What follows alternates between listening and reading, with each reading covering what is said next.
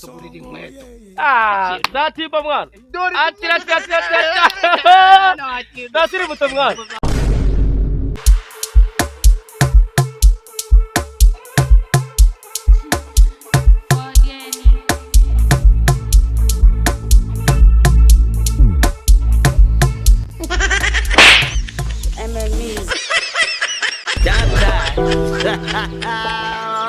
Nikamgiri sata. Nikamgiri nuzwe. Nikamgiri. Ako man.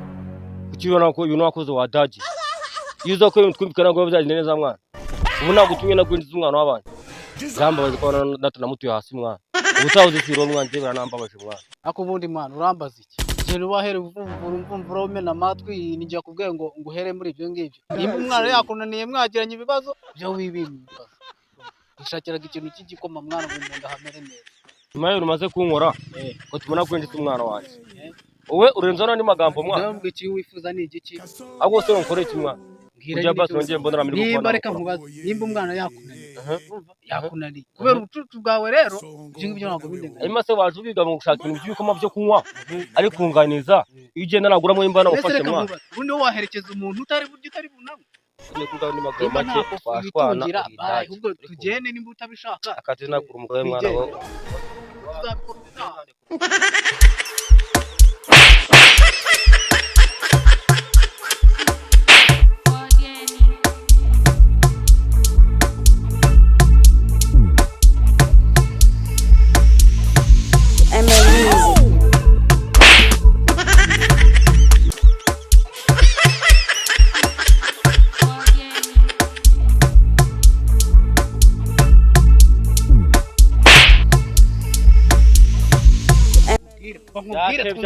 Good morning.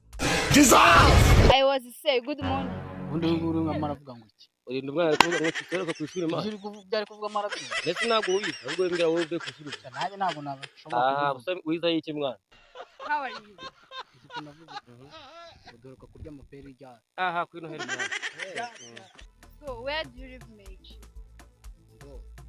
Wa muntu twibye amaperi ngo tuzatuye. Nari imbere.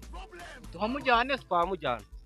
So my purpose is that I want to know home of ngo bazatugurira inkweto.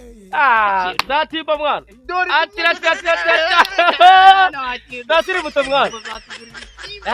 Zanibyo za papa zose. Umva none gufunga fresh. Nona nka diamond. Diamond. May you show the way that can I use? Show. Show mwana. Ngo tujyane muri sale. Hari nyuma se mwana. Ngo hari n'umukuri mwana. N'umuceri. Aho nganda cyo mwana. Ahubwo tuzaza kujya mwana. Ahubwo turajya rwo. So this is the way. Yes. Okay, thank you.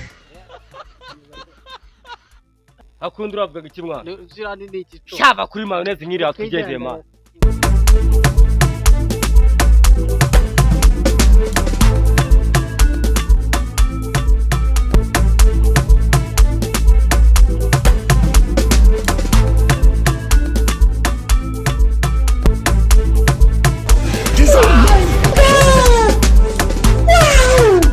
Ndabona amasaha yigiye imbere ntari bigira urugendo rwiza bita bihuriza kuri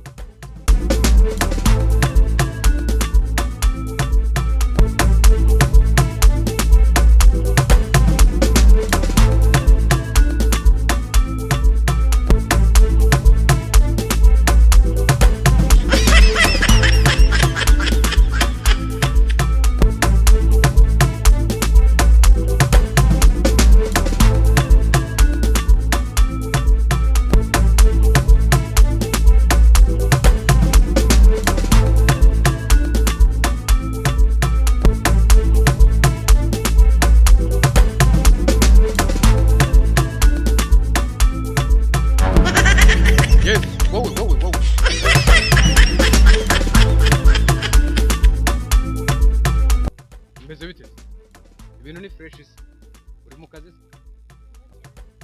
tugende ubwo ibindi turabivugana dusoje.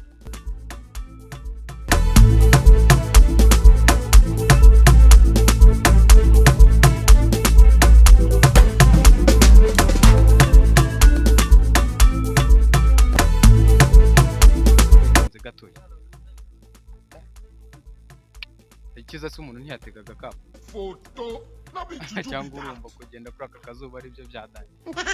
How are you? How are you? I fine. Uzi n'icyongereza? Icyongereza cyo kuba nkizo ndakizi ibyo se ndagererana. Kare. Icyongereza ndakizi. Yes, how are you? What do you need? I need you. Okay, you may tell it. There is no question. Okay, so the first I need to know what is your name. So my name is Eliane. I'm come from Yes. Oh, okay, yeah. But I think we have the same place that we come from. But now I don't know where is the question that you have. Or what is the thing that you need to me. So it's private. Okay. Please tell me. It's my wife. It's my wife. No. It's my wife. Oh, please tell me. I need you only. Okay. Tell me. Private. Boy, can have gone another test. I can advise. Okay. Not yours. Oh. Tell me. Okay. Tell me. Please. Yes. Give me number of Mage.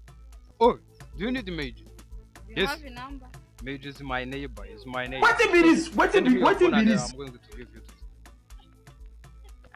Oh, yes, that is. I speak English. I have that today. The phone. Yes. Okay, that is the number of Mage. Okay, thank you. Please show. Why you are not give your number and if there's no question, No. I will call you. No. You have No. girlfriend. No. Then that is not my girlfriend.